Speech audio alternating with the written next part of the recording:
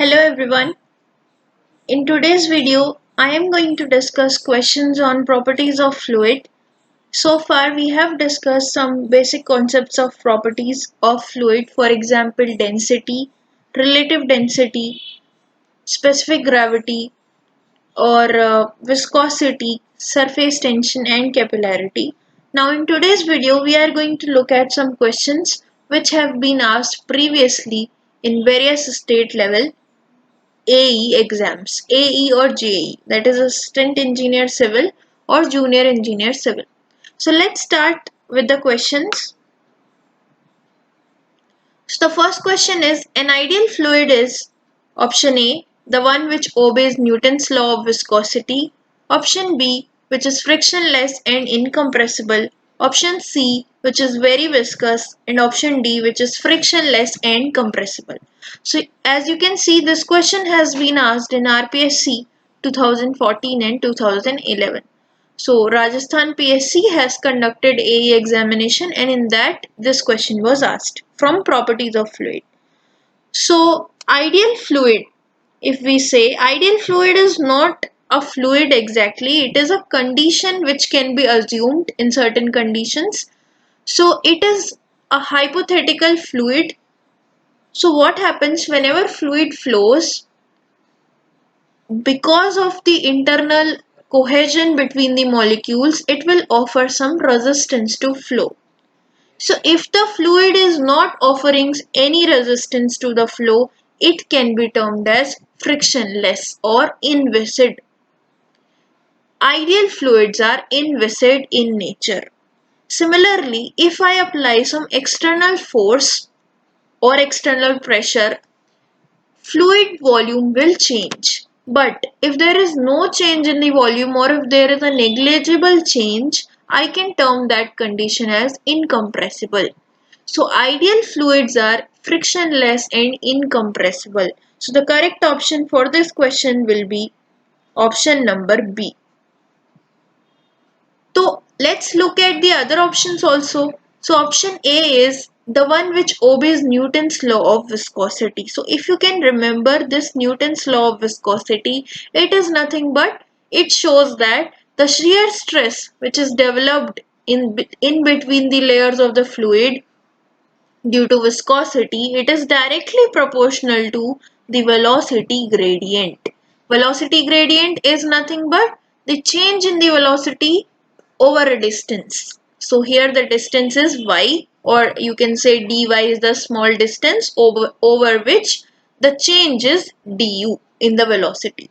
So this is Newton's law of viscosity. Now the fluids which obey this law, they are called Newtonian fluids. They are called Newtonian fluids. So for example, water is a Newtonian fluid, oil, air, all these are Newtonian fluids. So kerosene oil is an example of Newtonian fluid. Now, so the option A would be correct for Newtonian fluid, not for ideal fluid. Similarly, option C is the fluid which is very viscous. So that is not ideal fluid, that is the real fluid which we can see around us. For example, uh, some fluids are very viscous. Let's say honey. Honey is an example of this case, or sugar syrup. So they are very viscous fluids. Similarly, last option is also not correct because here it is compressible is written. That means which can be compressed, or on applying external pressure there will be change in their volume. So basically volume will decrease. So if there is a change in the volume or there is a change in density, because density is nothing but mass per unit volume. Mass is anyways remains constant, and volume, if it is changing on applying external pressure, so obviously it will decrease if I increase the pressure. So if I increase the pressure, volume will decrease, so density should increase. Now change in volume corresponds to change in density also, and that is what is compressibility. That if there is density variation, I can call it as compressible, but if there is no change in the density, that means density is remaining constant and viscosity is zero. This is the condition for ideal fluid. So likewise you can see the correct answer is option B. So let's move to the next question. The next question is, which of the following is true for a Newtonian fluid? So just now we have discussed Newtonian fluids. Out of all these four options, Newtonian fluid is that fluid which obeys Newton's law of viscosity. It obeys Newton's law of viscosity. Now this Newton's law of viscosity holds true for some fluids, and those are called Newtonian fluid. Now what is this law? Let's look at that again. So whenever fluid flows over a surface, so let's say this is the surface, fixed surface over which any fluid is going to flow. Flow is nothing but there will be relative movement within the layers. So as you can see, when the fluid is flowing, let's say it is moving in layers. So I am assuming the laminar condition. In layers, fluid is flowing. So the first layer which is just next to this, the first layer of the fluid which is flowing next to this surface will have the velocity of the surface, and that is called no slip condition. So what is happening here? The fluid layer which is in contact with this fixed plate will have the velocity of fixed plate, and it is fixed, so its velocity is 0. U is 0. So the fluid layer will also have 0 velocity here. But as you move away from this boundary, you will see there is variation in the velocity. That means it is increasing. So let's say initially it is this, then it is something like this. Likewise, it is slowly increasing, and finally it will achieve the free stream velocity. Now this variation can be linear, it can be parabolic, it can be cubic. That is something that we call as velocity profile. So what I am discussing is, what is velocity gradient? It is the change in the velocity. So you can see here velocity was, let's say, u1, then it became u2, u3, u4, like that u5, and this is nothing but the distance that I am measuring from the boundary. So over a distance y, the change in the velocity is, let's say, u, so the velocity gradient will be u by y. So this Newton's law was on viscosity. It was the viscous shear stress depends linearly on velocity gradient. So what did he say? He said that the shear stress. Now what is this shear stress? So let's say two layers are moving.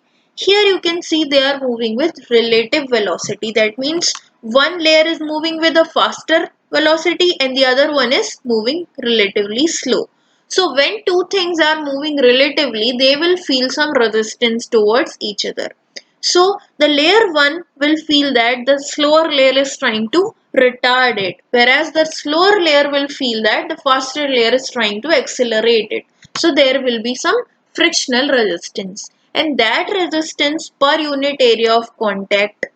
What is this area of contact now? So here you can see, if I draw this layer in 3D, so you can see this area is the area of contact. So this is the friction force which is acting in this direction and in this direction. So on the top layer it will be in the left hand side, and on the bottom layer it will be on the right hand side. So you can see this force per unit area is nothing but your shear stress.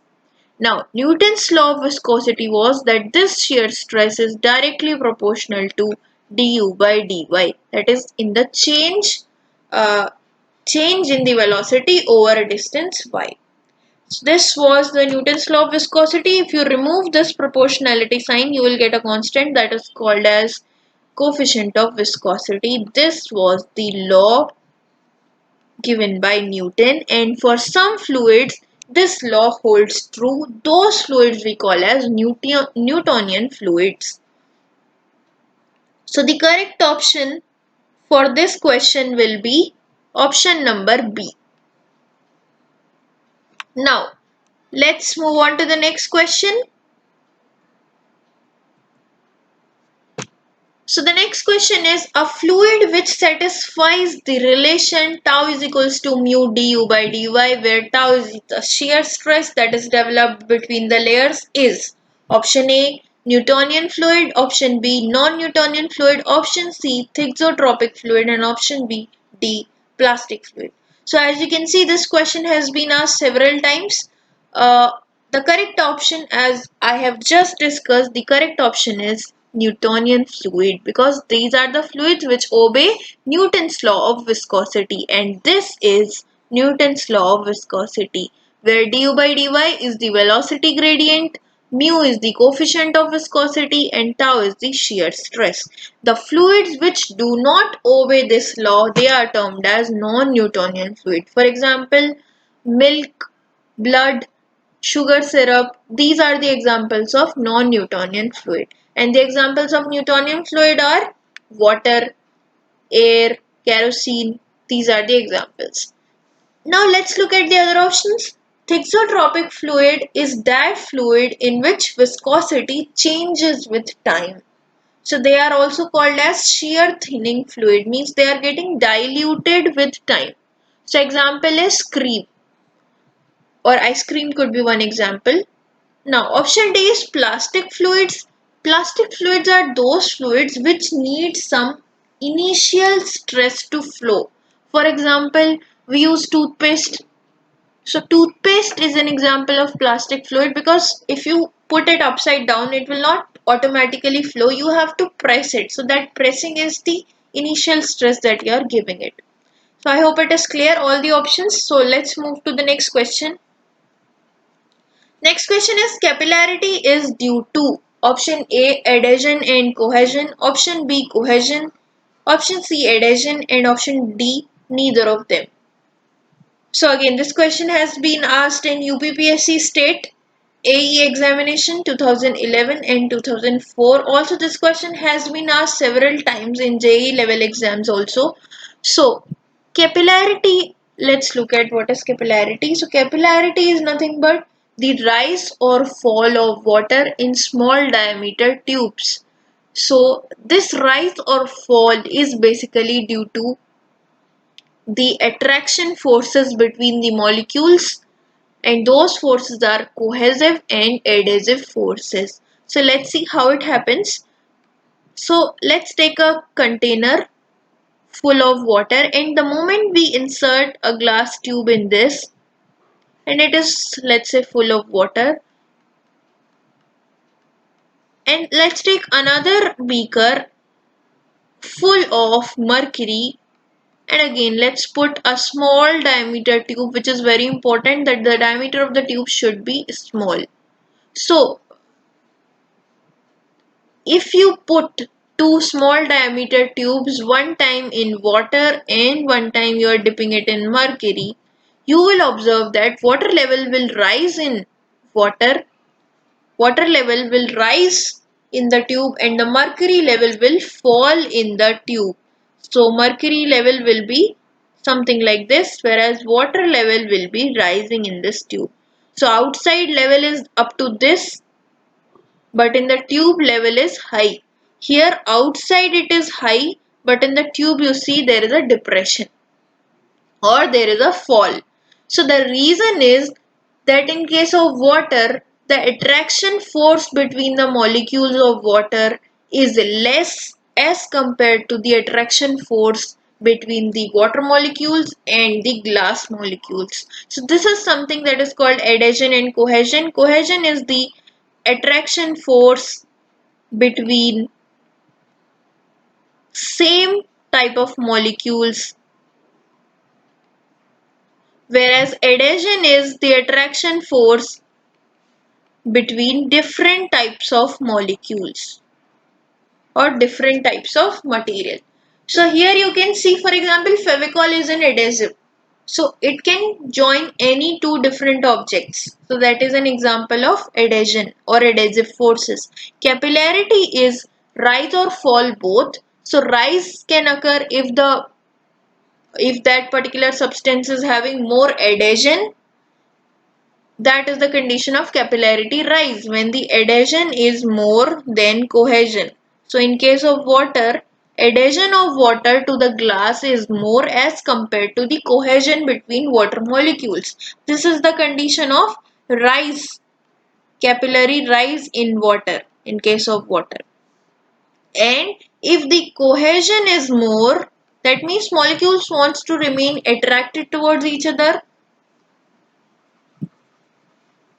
This is the case of capillary depression or capillary fall.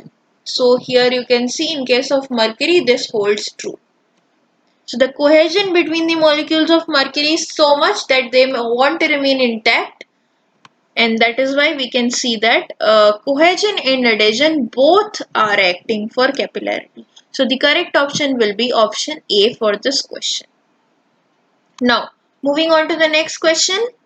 So next question is very simple. Flow of fluid over surface takes place due to its option A viscosity, option B surface tension, option C compressibility, and option D deformation under shear force. So if you remember, the basic definition of fluid is something which does not offer any resistance to flow. Fluid is something which does not offer any resistance to shear stress. That means once you apply a little shear force, doesn't matter how small is the magnitude, it will continue to deform. So the basic driving force is that deformation under shear force is nothing but the flow. So here option D is the correct option, whereas viscosity is the resisting force to the flow. Surface tension is the property of the surface to remain in the minimum surface area. That is surface tension. Compressibility is on changing the external pressure, volume will change. So that is compressibility. So option D is correct. That is the deformation under shear force that makes the fluid flow over any surface. So you apply tangential force or shear force to the fluid, it will continuously deform. So let's move to the next question. So next question is, if the diameter of the capillary tube is doubled, the capillary rise will be option A, it will get doubled, it will remain unaffected, option C, it will be halved, or option D, it will become 1/4. So here capillary rise or capillary fall. So we have derived the formula for capillary rise or capillary fall. It goes like 4 sigma cos theta by rho gt, where sigma is the surface tension between the whatever liquid is rising and the glass tube.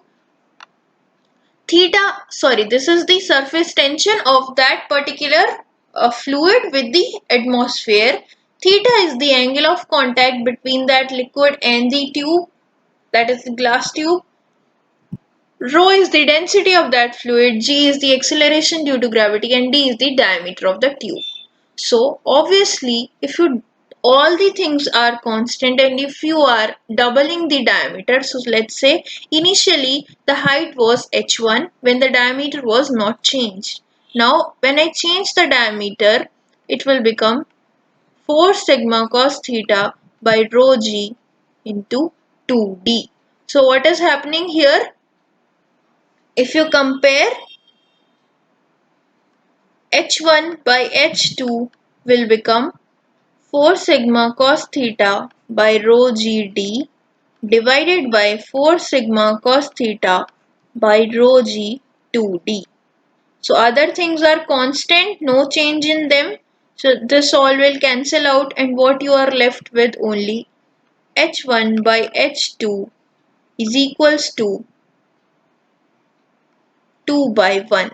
So that makes it h2 is equals to h1 by 2. So the final capillary rise, that is after doubling the diameter, the capillary rise is half of the previous one. So the correct option will be C. Capillary rise will be halved if you double the diameter, and that is true also because capillary rise is inversely proportional to the diameter of the tube, and that is why in large diameter tubes the capillary rise will be so small that you will not be able to witness it. So that is why there is a limit on capillary tube diameter also, so that you can see the effect. Now moving on to the next question. So next question is, if the dynamic viscosity of a fluid is zero point 0.5 poise and the specific gravity is 0.5, then what will be the value of kinematic viscosity in Stokes? So these are the options that you have. Now what is this dynamic viscosity? So dynamic viscosity is denoted by mu and its value is given as 0.5 poise.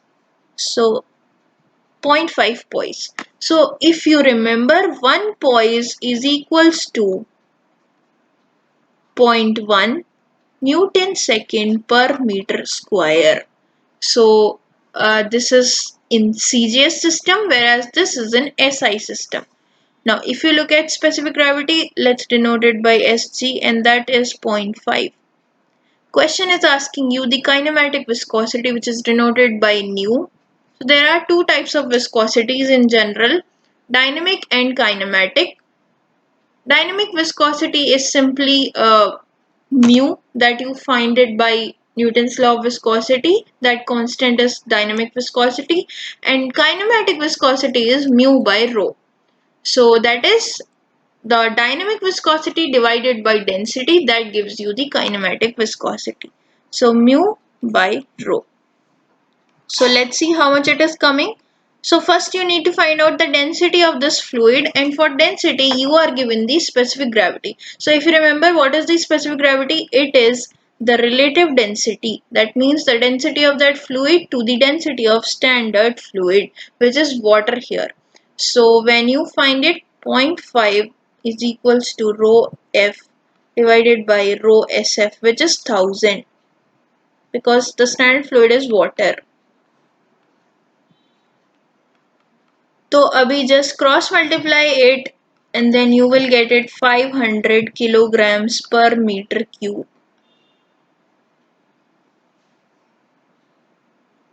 Right. Now just put the value here, 0.5 poise it is. So 0.5 into 0.1 divided by 500. So when you find it, it will become this into 100. So it will become 10 to the power minus 4 units will be meter square per second. So this will be your final answer, that the kinematic viscosity is 10 to the power minus 4 meter square per second. But this is an SI system.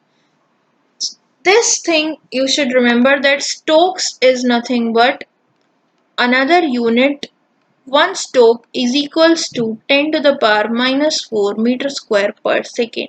So the final answer that you will get is this equals to 1 Stoke, because the question has asked you the answer in 1 Stoke. So here option C is correct out of all the options. So I hope you got it. It was very simple, just the change in the unit conversion is to be there. Now moving on to the next question. The unit of kinematic viscosity is, so what is the unit? Just now I have discussed, it will be meter square per second. So kinematic viscosity basically denotes that how much area it can cover. It means the fluid, how much area the fluid can cover if it flows for 1 second. So that is the meaning of kinematic viscosity, that once it flows, how fast it will flow. Once it start to flow, how far it can go. So it will be something like that. It is denoted by nu. It is equals to mu by rho, where mu is the dynamic viscosity and rho is the density. This is kinematic viscosity. Now moving on to the next question. Which is the most incompressible fluid? Options are gasoline, kerosene oil, helium and water. So for this question, water is the correct answer, because The density variation in water, if you change the pressure by 100 times, is less than 0.05%. So what did I say? I said that the density of water is 1000 kilograms per meter cube at 1 atmospheric pressure. What I am saying, compressibility or incompressibility is how much change in the volume will occur on changing the external pressure. So here I am saying that I have multiplied this pressure 100 times. That means I have increased the pressure from 1 atm to 100 atm. Even then the density variation will not be too much. It will be approximately 998 kilogram per meter cube. Approximate value it is. So you can find out the percentage variation. It is less than 0.05%. So in such cases I can assume that density is almost constant for water. So almost constant is nothing but it is incompressible. So the correct option out of all are guess water. So water is the correct option, option D. Now let's move to the next question. So surface tension of water, option A, it increases with the decrease in temperature. Option B, it decreases with the decrease in temperature. Option C, it is not dependent on temperature. Or option D, none of the above. This question also you can see it has been asked several times in the state PSC conducted by Rajasthan. So surface tension is inversely proportional to temperature. So surface tension will decrease if you increase the temperature, or if you decrease the temperature, surface tension will increase. So option A will be correct answer. Now let me just explain. Due to this reason only surface tension shows a decrease if we increase the temperature. This is the reason, that is why hot water is used to clean clothes more effectively. So if you might have noticed कि गर्म पानी में कपड़े अच्छे धुलते हैं, तो the reason is कि when you keep the water hot, whatever dirt is present in your clothes, so let's say this is your cloth, it is made of several threads, several fibers are there. So what you can see here, dirt will be present in the pores of this cloth. Water has to go in this pore to clean that dirt. Now, if the surface tension of water is more, what will happen? Water will try to remain. Surface tension is due to cohesion. So, what will happen in that case? If the surface tension is more, it will be remain attracted towards each other. Water molecules will remain attracted to each other. They will not be moving out of that. But if the water is hot, or if you mix soap solution, the surface tension will decrease. That means the bond between those, the cohesive force between those molecules will become weak. And due to that, they will go inside the pores, take out the dirt and clean the cloth. So you can see here surface tension. Also you should know that surface tension is due to cohesion, and it decreases with the increase in temperature or vice versa. So here option A will be correct, that it increases with the decrease in temperature. So moving on to the next question. The unit of dynamic viscosity in MKS system is option A, kilogram force second per meter square, option D, Newton second per meter square, option C, meter square per second, or option D, Stokes. So the last two options are already ruled out because these are the units of kinematic viscosity. If you remember, 1 Stoke and this meter square per second are related. 1 Stoke is equals to 10 to the power minus 4 meter square per second. This is mu by rho, and this is mu, denoted by mu, dynamic viscosity. Now in MK system, M stands for meter, K stands for kilogram, and S stands for seconds. This Newton second per meter square is the SI unit of dynamic viscosity. This is the SI unit. Whereas in MKS unit, if you find out, this will be, because all the things will remain same, just we have to use meter, second and kilogram. Now, if you remember, Newton can be converted. Newton is the SI unit of force in SI unit of force. But if you see kilogram force, it will be the unit of force in metric system. So here, just replace Newton with kilogram force, and what you will see it as kilogram force second by meter square. This will be the MKS unit of MKS system of units of viscosity. So the correct option will be A. Just Newton you have to replace with kilogram force. Now, moving on to the next question. It is fluid whose viscosity is not changing with the rate of deformation is known as real fluid, ideal fluid, Newtonian fluid and non-Newtonian fluid. So again, the fluid whose viscosity is not changing. If you remember Newton's law of viscosity, we have discussed it in the very beginning. It is shear stress that is developed is directly proportional to velocity gradient. Actually, the actual law is that the shear stress is directly proportional to the rate of deformation. So, in fluids, we talk about the rate of deformation because they continuously deform. Whereas in solids, there is a definite deformation. So, in fluids, we cannot tell at any point of time that what is the total deformation. Instead, what we can do, we can find out what is the rate at which this deformation is occurring.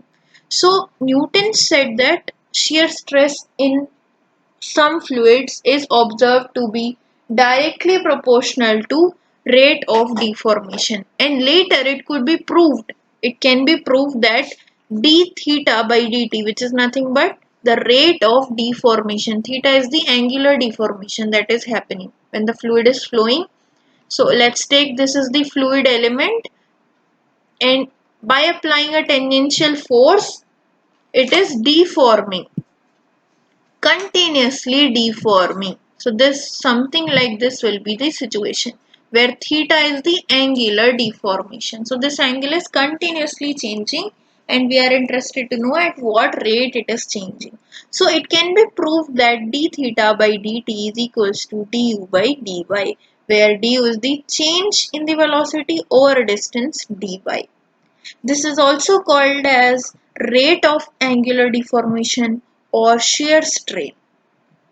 So this law is Newton's law of viscosity, and the fluid which obeys this law is Newtonian fluid. So if you remove the proportionality sign, you will get it like this. And this will be the coefficient of viscosity, or you can say dynamic viscosity. Now if you look at this equation, let me just clean the screen. If you look at this equation, you can see that it is similar to y is equals to mx.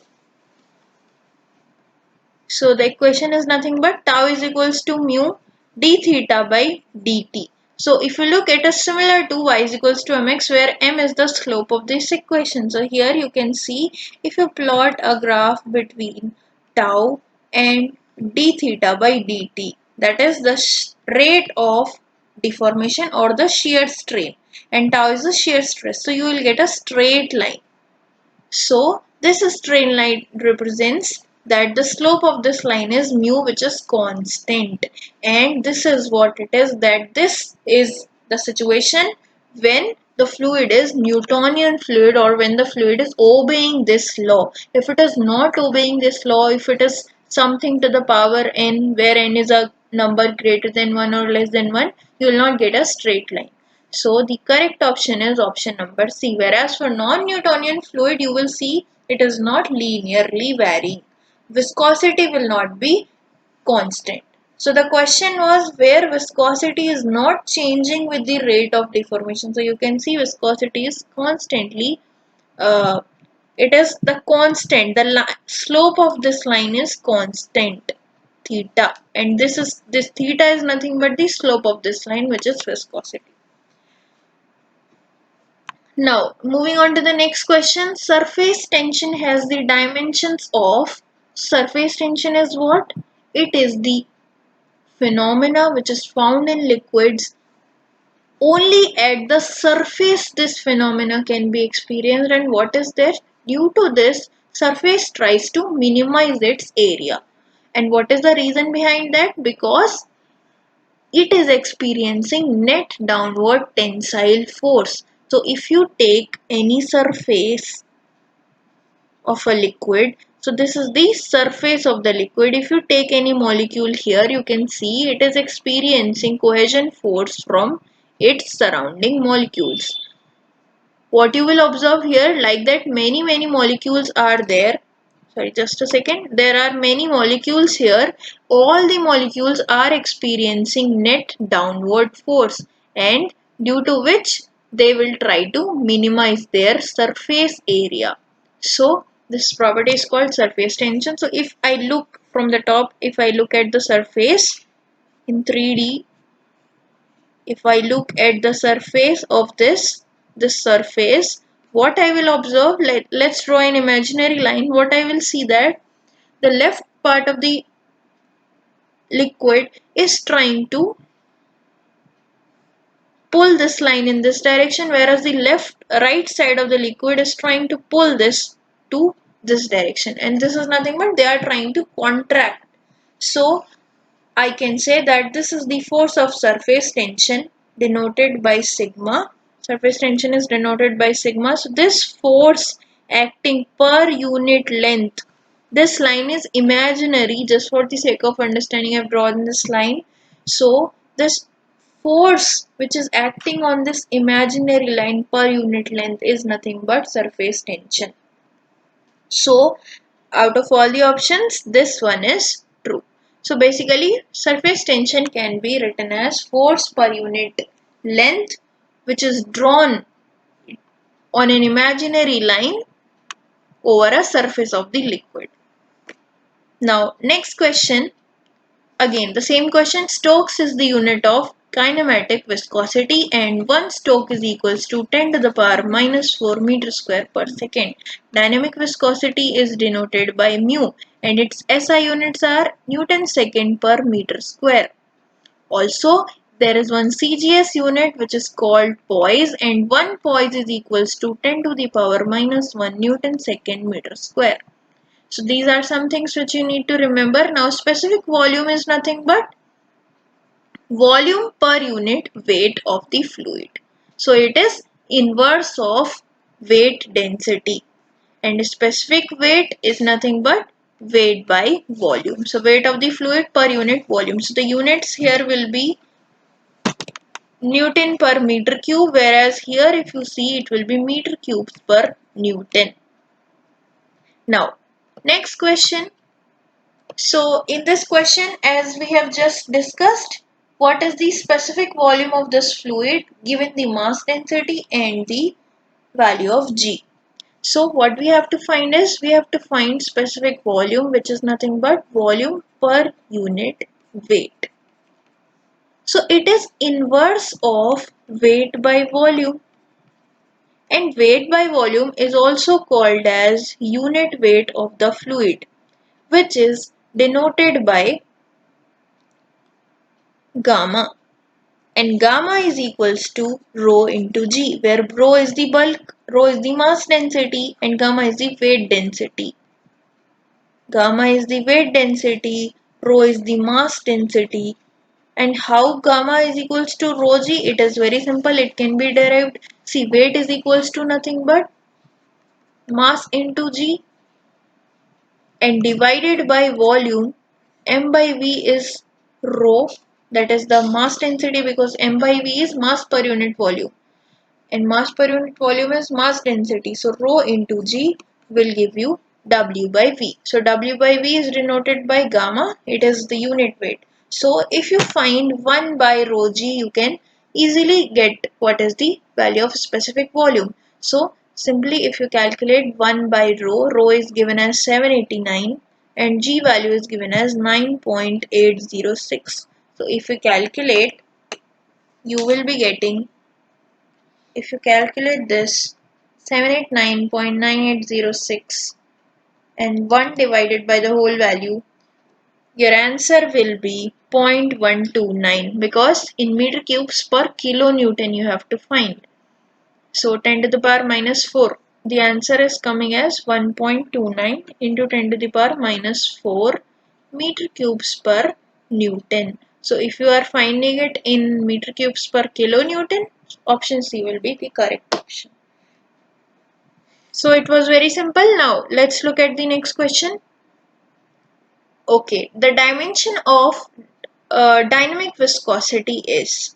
So dynamic viscosity is denoted by mu and we have to write the dimensional formula, that is MLT. M stands for mass, L for length and T for time. So in this form, what will be the formula for dynamic viscosity? Now if you remember, dynamic viscosity units were Newton second per meter square. So let's just look in this way. So now Newton is the unit of force. Force is mass into acceleration. Acceleration has the formula mlt minus 2 because acceleration is change in the velocity per unit time, and seconds will have the dimension of time, divided by m square. M is nothing but the unit of length, so I'll write it as L square. Now if I solve it, what I'll get is m into L, and here also L square, so I can just cancel it out and this will be t to the power minus 1. So I'll get m by lt as the dimension formula, or I'll write m L to the power minus 1 t to the power minus 1. So this will be my dimensional formula for dynamic viscosity. So the correct option is option number B. Now similarly, you can do this for kinematic viscosity also. It is meter square by second. So if you solve, what you will get L square by T. So the first option is written for kinematic viscosity. Whereas for dynamic viscosity, it is M by L. Now, the next question is the property of fluid due to which it offers resistance to the applied shear force is called. So, whenever a fluid is experiencing shear force, it will continuously deform. The resistance between the layers of the fluid is due to cohesion between the molecules. In liquid, it is cohesion. And due to this cohesion, it is offering resistance, and this resistance, the property due to which it resists, this is called viscosity. So option C here is correct option. Surface tension is the property of the fluid due to which it tries to minimize its surface area. And coefficient of viscosity is nothing but a constant which has come up while deriving the Newton's law of viscosity. So moving on to the next question. Now, again, this is a similar question that with the increase in the rise of the capillary tube, the rise of liquid due to surface tension will be. So what will happen to the capillary rise if I increase the radius of the tube? So if you remember, previously also we have solved this question. H is equals to 4 sigma cos theta by rho g d, where rho is the density of the fluid, d is the diameter of the tube, and 4 is a constant, sigma is the surface tension due to which this capillary rise has taken up, and theta is the angle of contact between the layers, between the liquid and the tube. And H is nothing but the capillary rise in that tube, or the rise in that tube. So you can see here, all the things being constant, H is inversely proportional to diameter, or you can say H is inversely proportional to radius also, radius of the tube. So if the radius of the tube increases, the rise of the liquid will decrease. So option A is the correct answer because it is inversely proportional, it will decrease. Now, moving on to the next question. Again, this question has come up several times. The shear stresses for fluids as per Newton's law of viscosity is all these options you see. So the shear stress that is developed between the layers of the fluid is directly proportional to the rate of angular deformation. So if you look at this option, it is directly proportional to the angular deformation. It means tau is directly proportional to theta. This is true only for solids. If you remember Hooke's law, tau is proportional to phi, and this was the Hooke's law for solids.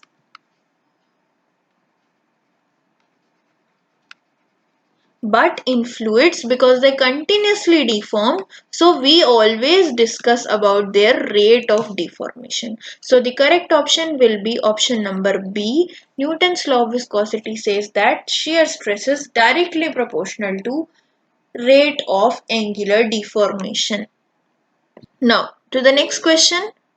Next question is very simple. The expression for kinematic viscosity is denoted by nu, and it is dynamic viscosity divided by density. So option B will be your correct option.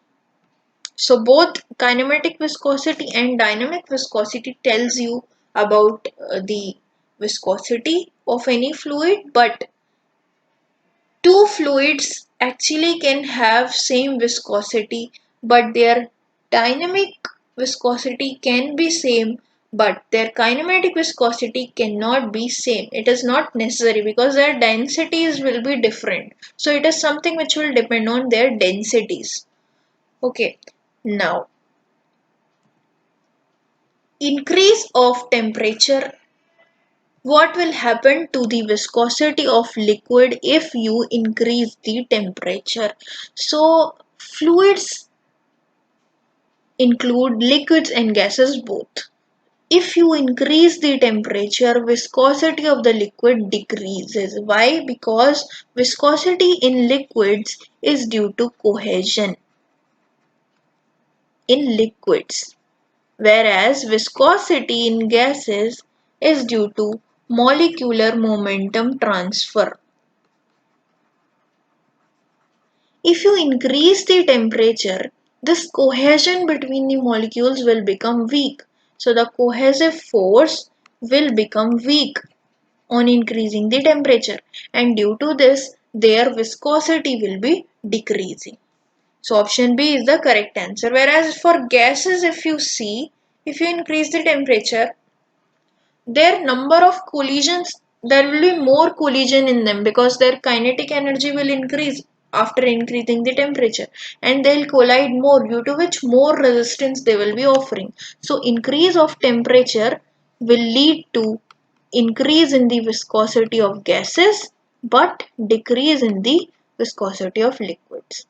So I hope this is fine.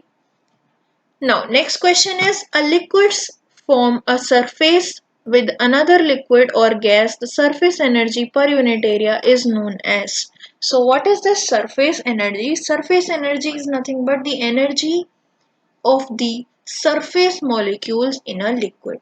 Now, surface molecules always have higher energy, and that is why they are unstable, because lower the energy, higher is the stability. If you remember, from chemistry itself we are reading. So any substance, if it has to acquire a stable position, its energy should be minimum. But surface molecules have higher energy. Due to this they are unstable and they want to occupy the minimum area of the surface so that their energy reduces, and that is the reason they want to become spherical. If you remember, all the droplets are spherical. Why? Because sphere has the minimum area for a given volume. So this is surface energy. Now surface energy per unit area is known as surface tension. So basically, if you see, if you take a frame and a sliding wire, and if you dip it in a soap solution, so what will happen? There will be a film of soap solution on this frame. Due to surface tension, this sliding wire will move inwards because of surface tension. It wants to minimize the area.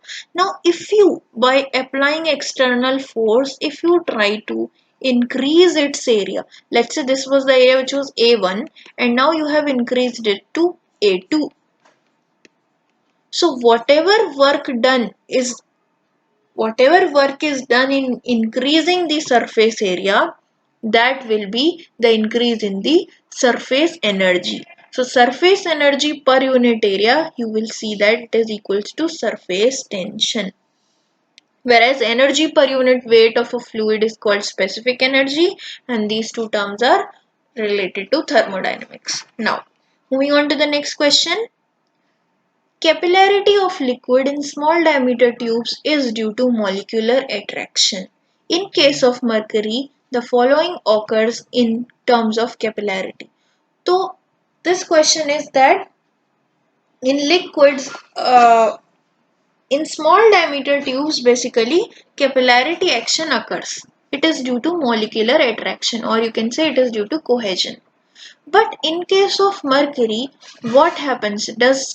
Is it capillary rise, or it is capillary depression, or it is capillary flattening? So what happens in case of mercury? So previously also we discussed, in case of mercury there will be capillary depression because the cohesion is stronger than adhesion. In case of mercury, the cohesion between the molecules of mercury is more as compared to their adhesion to the tube. Which tube? The capillary tube. So they will try to remain more with each other, and that is why in them capillary depression occurs. It will not rise. It will be remaining with itself. So there will be depression, capillary fall, you can see. Now, next question is a fluid flow in which the density does not change is known as. So, the first question itself we started with this, that ideal fluids are incompressible. So, I discussed what is compressibility. Now, compressibility is the change in the volume or the change in the density, because density and change in the volume are directly related. Why? Because density is mass per unit volume. So mass is anyways remains constant. If there is any change in the volume, there will be change in the density as well. On applying the external pressure, if volume is changing, density is also changing, and if it is changing, we will call that fluid as compressible. Sorry, this is compressible. And if it is not changing, we will call it as incompressible flow. Whereas uniform flow, we will say if the properties of the fluid are not changing with respect to space. So here for this question, density is not changing during fluid, that means it is incompressible. Now next question.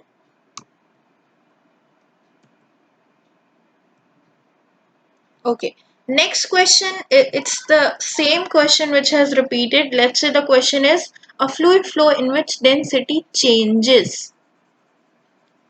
In which density changes. So the correct option for this question will be, if the density is changing, fluid can be called as compressible. So basically gases come under this category. Gases are compressible. Sorry, the spelling of compressible is wrong.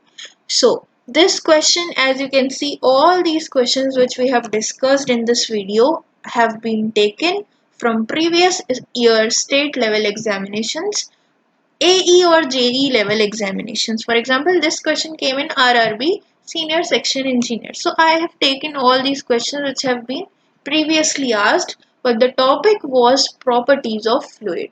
So likewise, I hope this video was useful for you, and likewise we will continue to make more videos on the related topics of fluid mechanics. Also, we will be discussing concepts also.